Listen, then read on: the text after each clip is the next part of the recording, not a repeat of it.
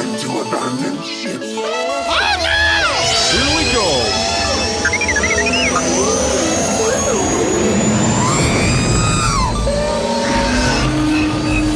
Can I persuade you to join us for a drink? It's a tradition. Here, here. Jar Jar, homie, my main man, quickly. Before the Separatists attack, get into the escape pod. Hey! This is escape, then we're the pod.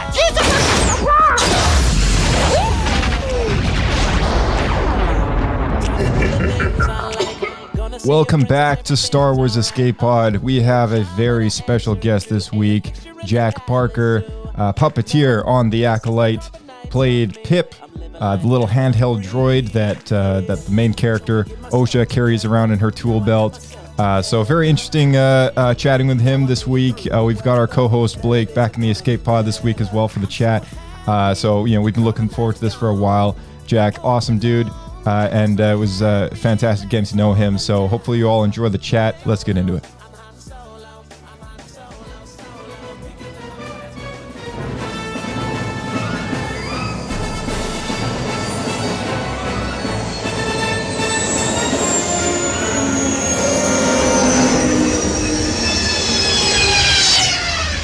Another happy landing. Hey, how you doing? Good. Yeah. How are you doing? Yeah, good. Thanks. Is it Josh? Yes, it's Josh, and I got my co-host Blake here. Hello. Hi, Josh and Blake. How you doing? Doing pretty good. Yeah, it's it's a bit of a muggy day, and on a Saturday out here in Canada. So West Coast. Okay, cool. yeah. But thanks for taking the time to have a chat with us. And sorry, Hey, we're my not pleasure. we're not set up with our camera on this end, but yeah, feel free to have yours on or off, whatever you prefer. Cool, thanks. Cool. So, yeah. how long have you guys been doing the podcast? Yeah, we've been doing this for like almost 5 years. I think that just long? over 5 years now. That's Yeah, crazy, yeah. It started in August 2019, and still doing it. So, sort of a Amazing. hobby podcast. It's from the heart of a fan, and we've been lucky to have special guests like you on, and been having some good chats with. It kind of gets conversation out there with the most interesting people that otherwise wouldn't have happened, and I think that's what I've been very, very thankful for this platform for. But really, just it's a hobby, like It's also good, just an excuse, especially now we're kind of getting to the age where everyone's having kids, getting married and stuff. Yeah. It's an excuse to just Yeah, me too. get together and just hang out and talk about Star Wars like back in the day. yeah. I know. You have to find the excuses these days, don't you? Yeah, it's a challenge. It's a This way we man. like, look, I'm sorry, honey. I podcast tonight. I gotta go. It's in the calendar. Yeah. Oh man. Yeah. So Jack, tell us a little bit about yourself. What was your like entry to Star Wars? I mean, like back when you first, I assume you're a fan. So, like, what was the movie that kind of kickstarted your fandom, and what's your favorite film? Any good memories surrounding that? I mean, I've been a fan since I was a little boy, like genuinely as long as I can remember. I don't know when I picked up the VHSs as a kid, but it would have been in the sort of early 90s probably. And me and my brother just used to watch them.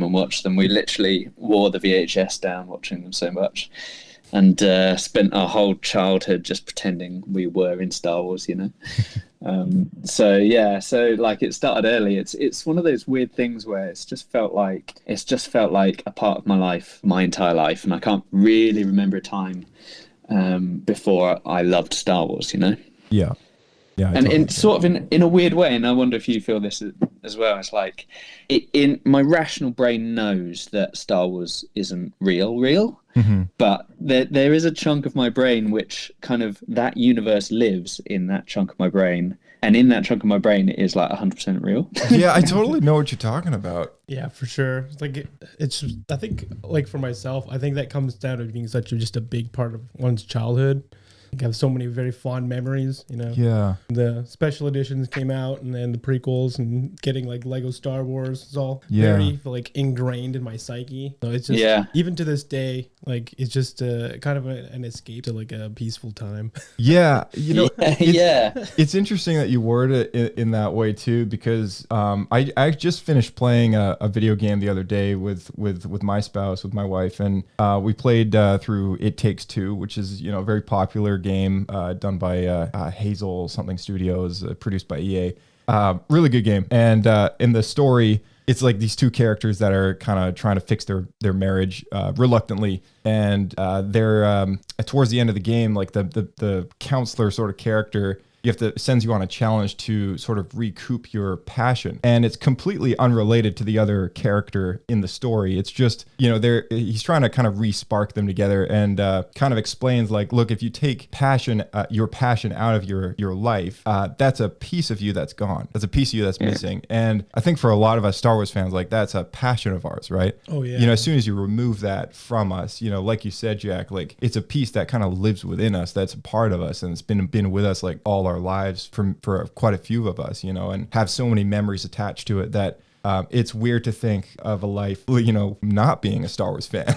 No, for sure. Yeah. And like, not to change the course of this, what you're talking about, Josh, but admittedly, when I see what all these different IPs and things coming out for this next generation, I see all the competition that Star Wars has. I'm like, I guess part of me is going to be sad if it's not as big as for like this next generation has been for the last like 50 years or whatever. Yeah, absolutely.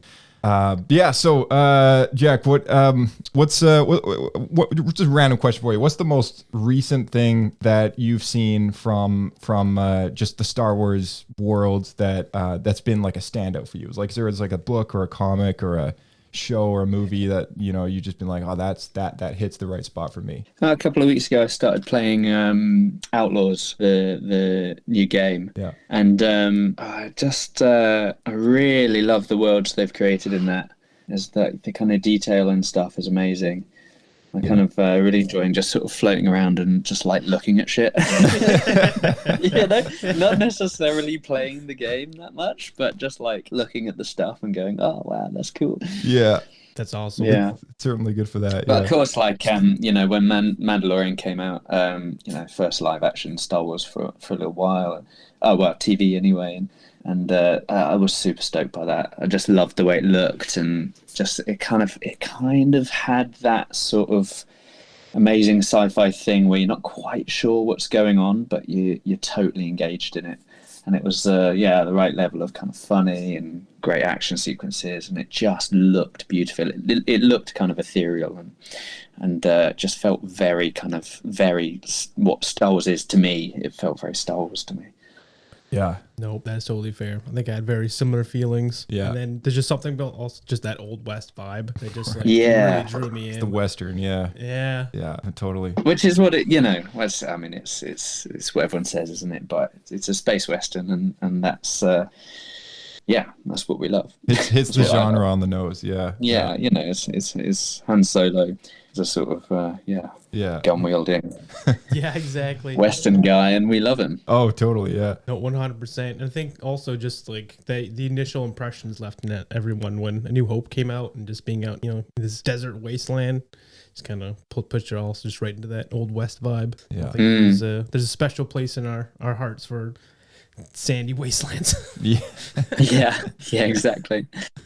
That's a tangent, but like, I was thinking the other day about how, you know, Han Solo shoots Greedo under the table, or does he?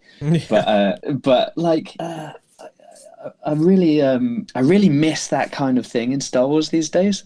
In terms of like that's such a badass move, and it's such a sort of mean thing to do as well. But we sort of love him for it at the same time. Yeah. And I kind of miss that sort of that real scallywag, scoundrel, scumbag vibe that he brought to that original movie.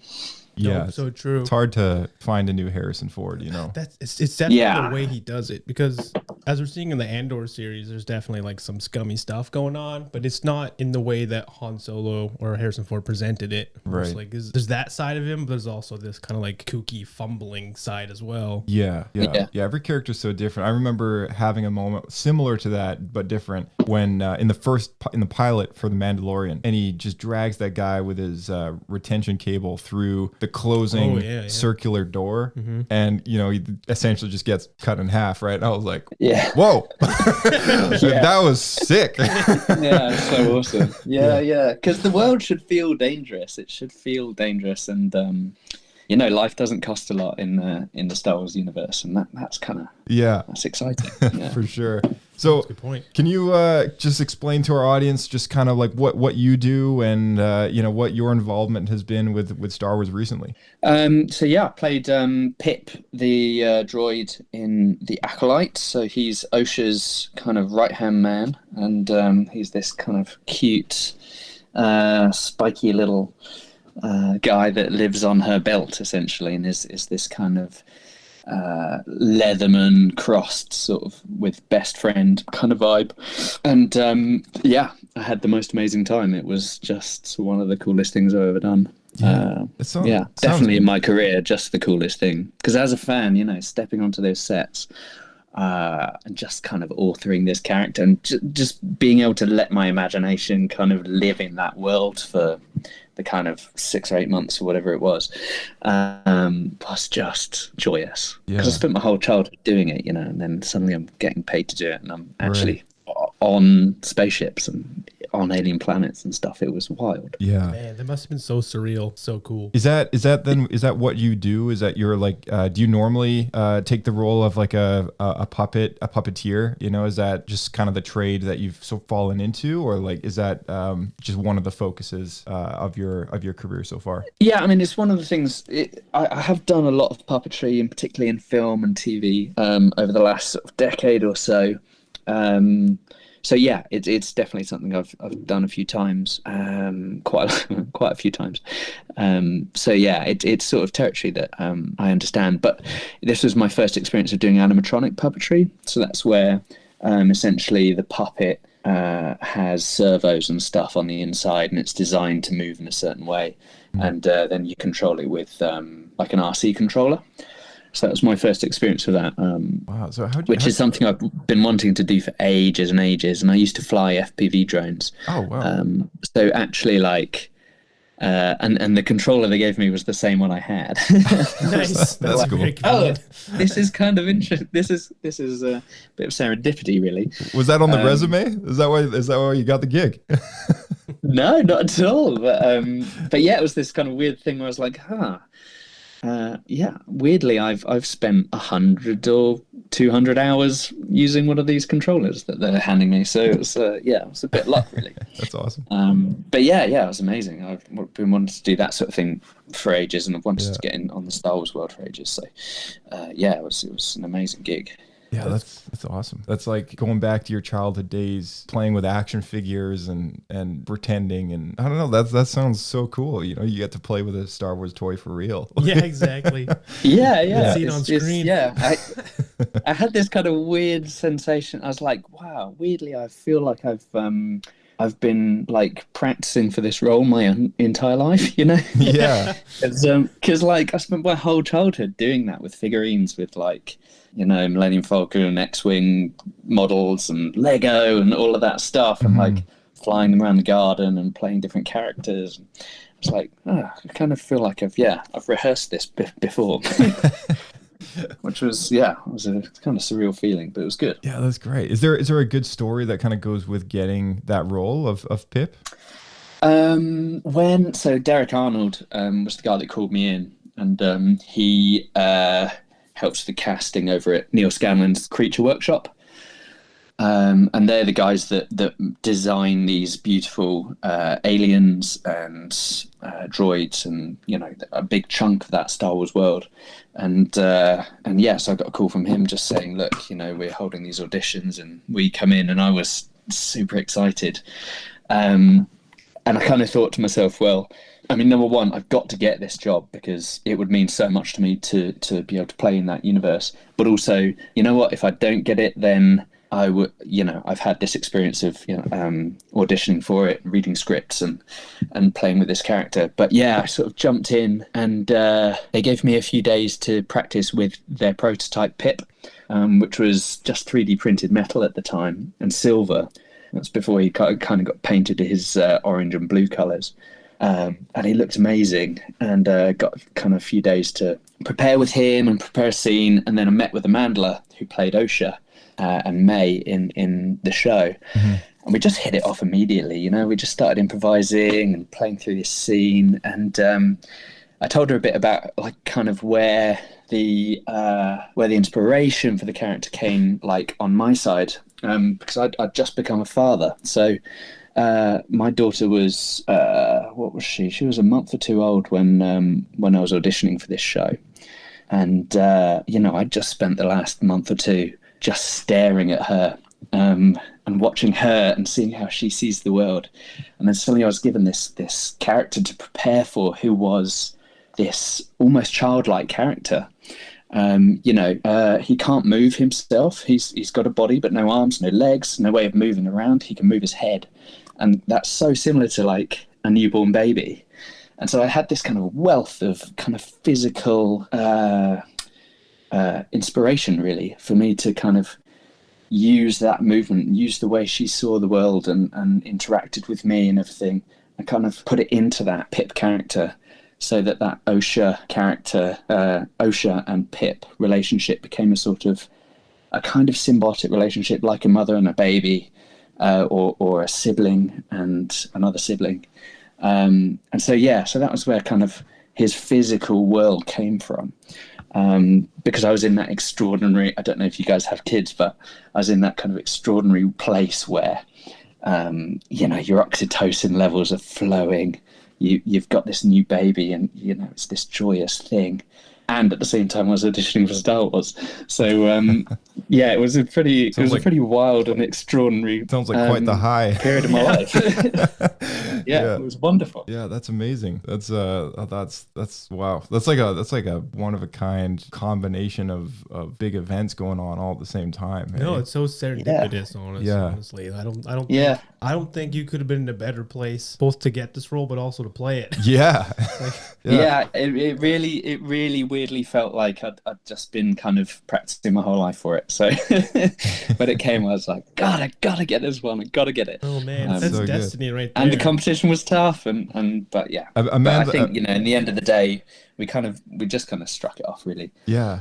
And we kind of clearly had this cool relationship, so we just rolled with that, really. That's so great. And Amanda seems super cool. I mean, she was the only actress who dressed up at Star Wars Celebration, which I appreciated a lot. Yeah. her Padme costume was killer. It was great. Yeah, exactly. I was there too, and she looked amazing. I mean, Amanda's amazing. Like I've worked with so many fantastic actors over the years on many movies and TV shows and everything, and hands down, Amanda is like the most dedicated, most passionate actor I've ever worked with.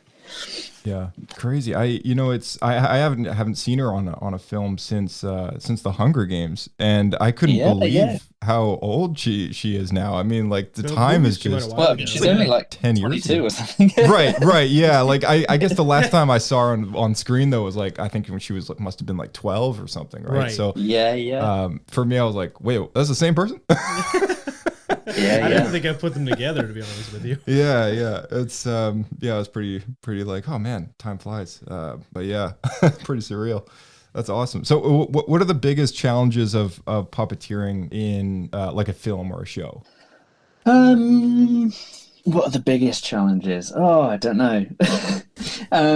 Maybe split it up between like physical puppets, where you actually have because you like mentioned hand puppets and stuff, versus like the animatronic stuff. Which you tried, or which you did here for this for the Acolyte. I think it's I think the most exciting thing, and this is part of the challenge, it is like getting enough time to prep. So It's an acting challenge. I think the best puppeteers are the best actors, because your job is kind of, when you're acting and it's your body, it's given that you're alive, you are breathing, you are alive, you do fill a space. But when you get given a puppet, it's inanimate. There's nothing there. There is no life force.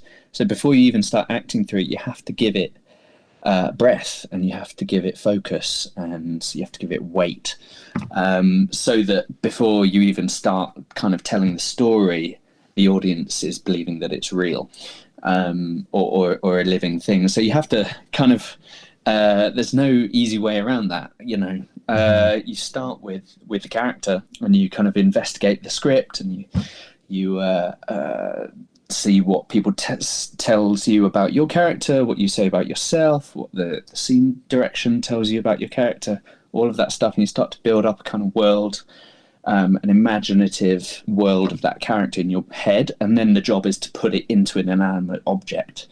And there's kind of no real shortcut to that. You just have to have hours on puppet. So when I got given Pip, I had the luxury of having 2 weeks, or maybe 3 weeks, 2 or 3 weeks, just to myself with the puppet and with the script.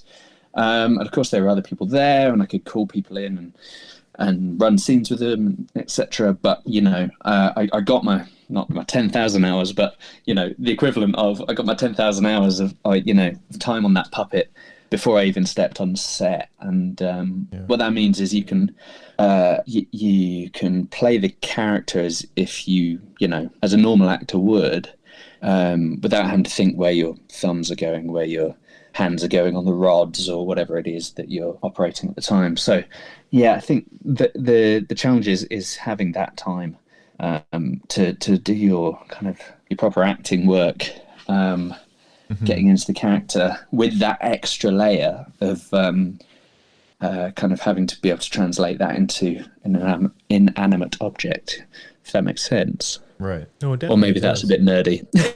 No, totally. Puppeteer stuff. It's very very core to an actor. I speak to a very niche audience. Well, it's also just a window into how the whole process works, because it is a very like niche and like specialty thing that I think a lot of people just aren't exposed to. We just see it on screen, or if you're watching like a live puppet show or something, right? Yeah. Or you grow up, you like sock puppets with very limited motion. Yeah. No, I also love how it is. Oh, go ahead. Sorry, I was just gonna. It is like super niche. People ask me, how did you get into puppetry? And I always say by accident, because I think there are very few people who actually sort of intend to be puppeteers. But there you go. Yeah. No, so true. It's you find yourself doing it, and I love it, so it's great. Oh, that's really good. Yes, it's one of those things that if you just look at, like, obviously people do it, but then you wonder, how does someone even get into that career?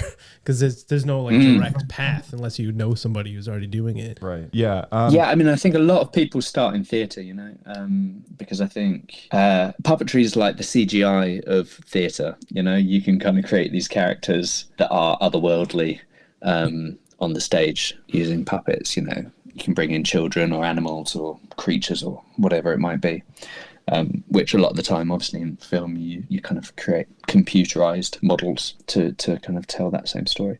Yeah. No, so true. I do love how you make the comparison with Pip and a newborn baby, because it is a droid, and yet it has no arms or legs or anything. Like, it is quite a helpless droid, once it's in the hands. Entirely. I love that you kind of put that into the character of Pip, because he's so adorable, and yet still like kind of less capable than even a droid like Lola from the Obi-Wan series. And but also very useful. Like, he's got all the tools that you need, but he can't really use any of them himself, right? It's kind of it's kind of ironic in that way. There's a bit of a quirkiness there, and I love it.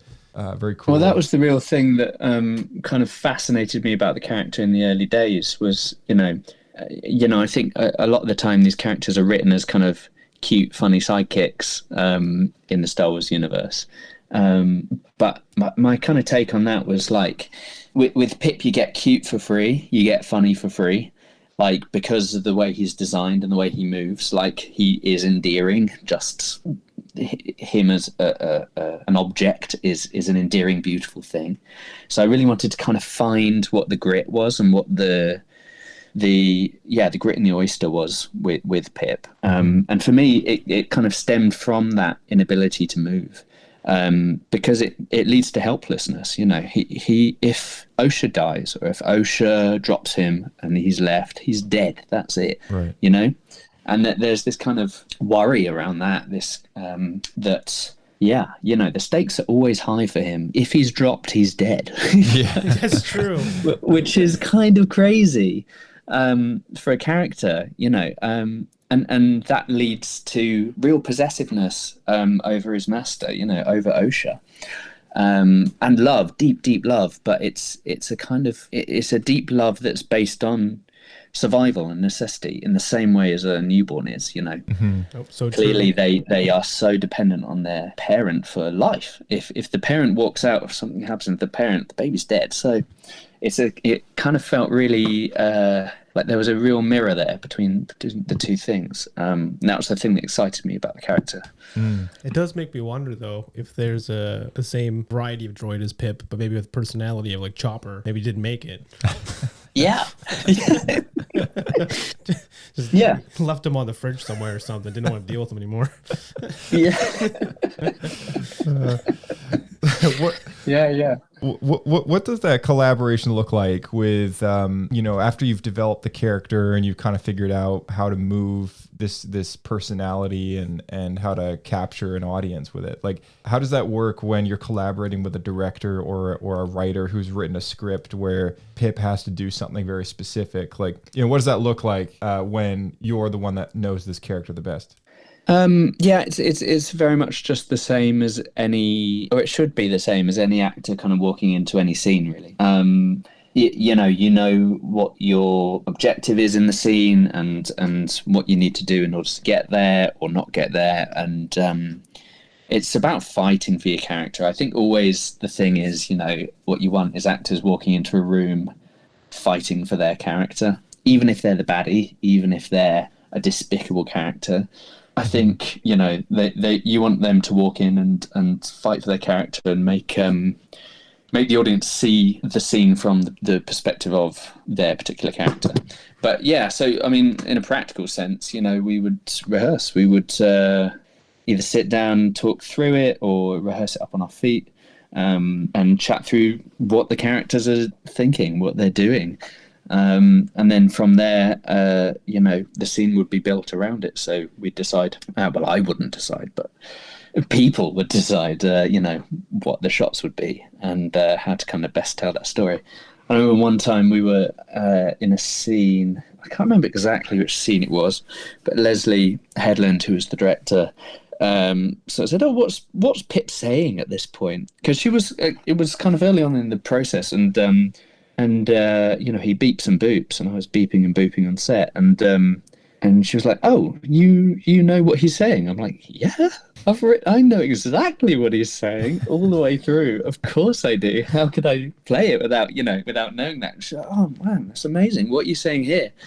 And I was like, "You're going to jail, bitch." She was like, "Oh, I love that. I was like, "What? That's what he's saying." She's like, "What?" And so we ended up shooting like a special on that moment. And it's beeps and boops, and no one will ever know. But like, yeah, they're there. Like, Exactly. I know exactly what he's saying all the way through. That's amazing. And he's not always the most polite guy. You should do a dub. Just put a supercut together with all the Pip moments and just voice it over. Text underneath. Yeah. That would be hilarious. Make a SRT subtitle track for Pip. Oh, that's a great idea. Yeah. So it's interesting that it sounds like they didn't actually write dialogues. You had to fill it in yourself. Because maybe I'm mistaken. I thought even I think they Chewbacca did that, back right? in the day, Yes, they I had dialogue for him. Right. For Harrison to respond to. Yeah. Oh, that's interesting. Yeah.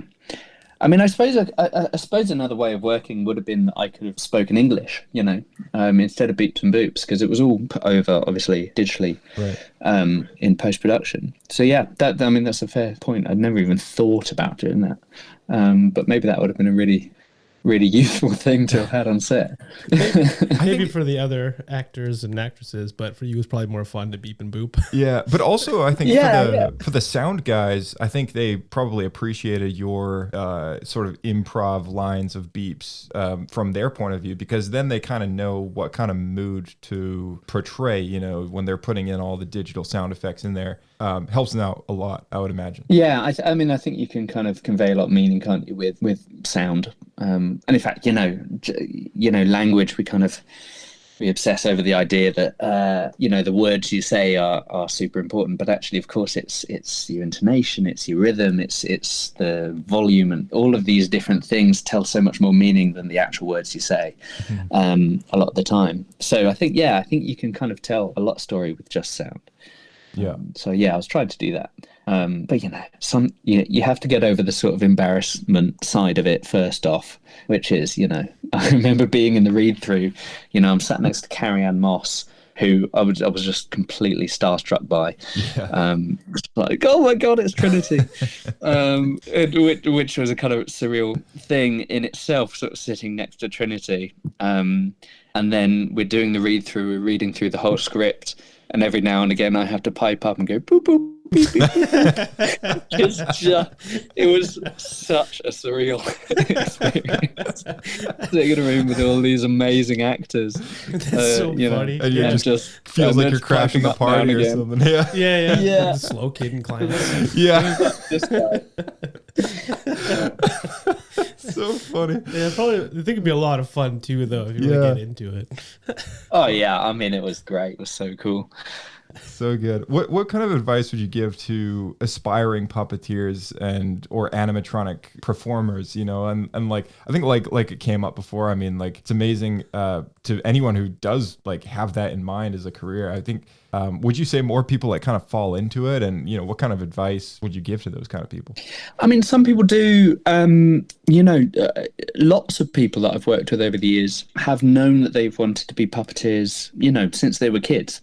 And I think particularly with, the Muppets and that sort of thing, and inspired by that world and wanting to grow up to do that.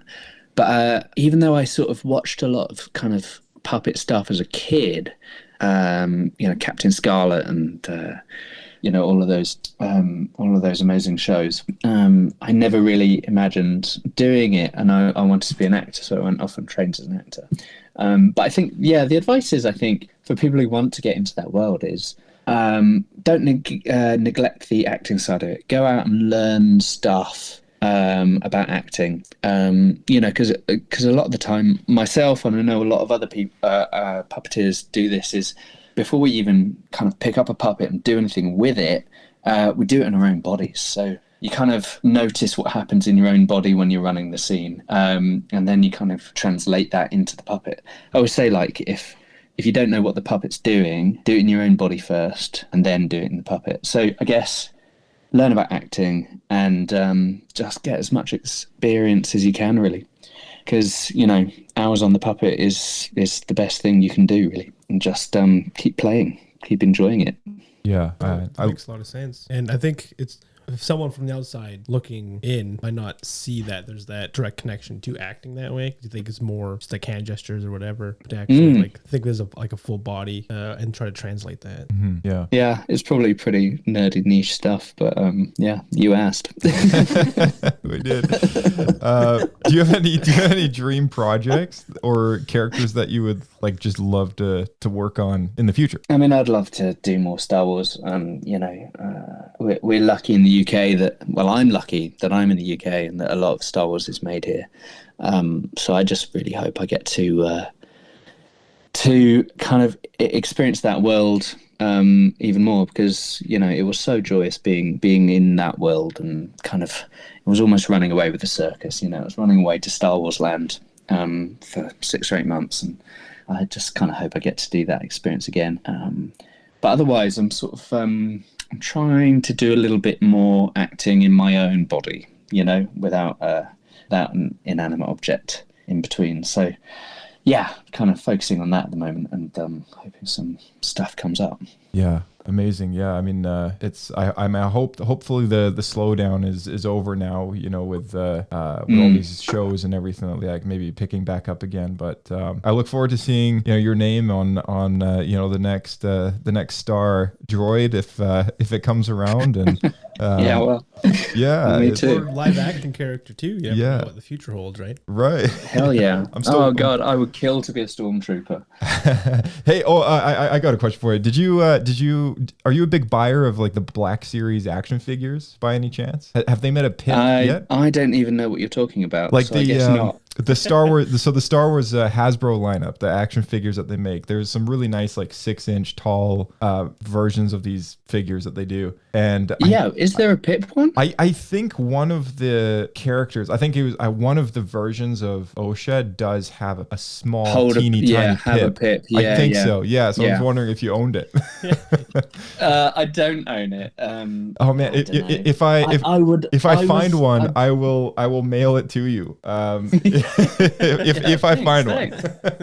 Yeah. You know, I was so looking forward to all the merch and kind of filling my house with Pip merchandise, but then it all sort of went away, didn't it? So, Yeah.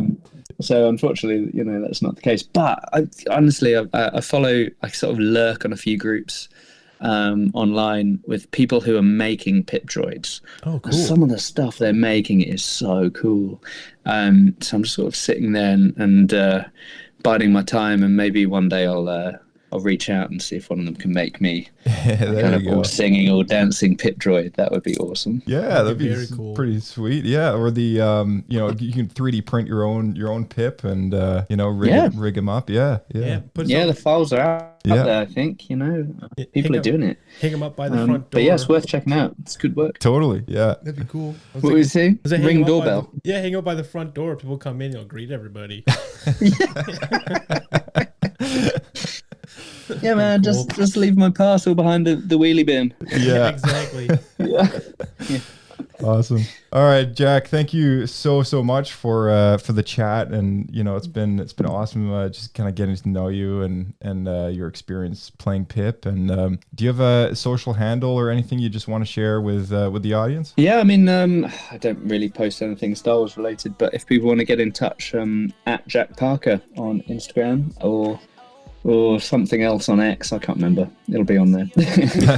All right. Fantastic. Thanks so much, Jack. Great. It's been awesome. It's been an All right, absolute great pleasure. to chat. Great chatting with you. Yeah, we'll catch you later. Right, speak soon. Bye. Bye. See you. All right. Well, that was quite the chat, wasn't it, Blake? That was amazing. That was amazing. Honestly. Feel so honored being able to chat with these really creative and talented artists and people involved in the Yeah. creation Yeah. of one of my most beloved things.